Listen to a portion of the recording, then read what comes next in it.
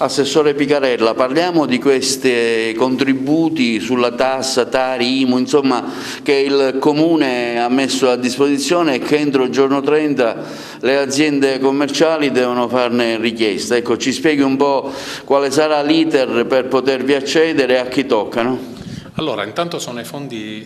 derivati dal bilancio regionale del 2020, i fondi perequativi che la Regione Sicilia ha stanziato, sono circa 300 milioni di euro per i comuni siciliani a beneficio delle imprese che hanno subito naturalmente perdite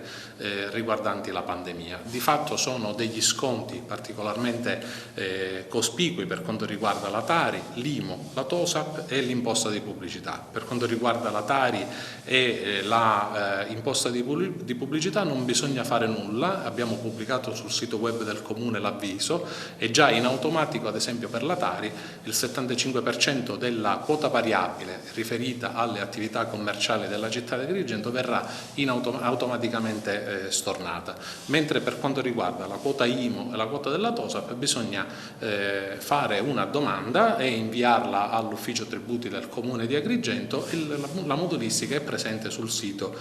del Comune di Agrigento. È molto importante comunicare che questi fondi, qualora i contribuenti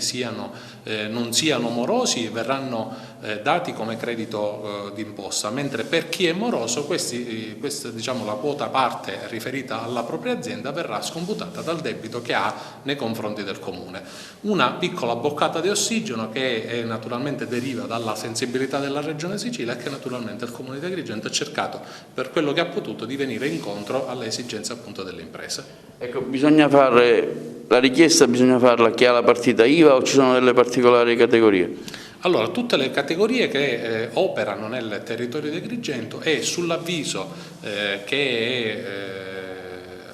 sul sito del Comune di Agrigento troverete anche tutte le tipologie di attività che possono richiedere tale beneficio.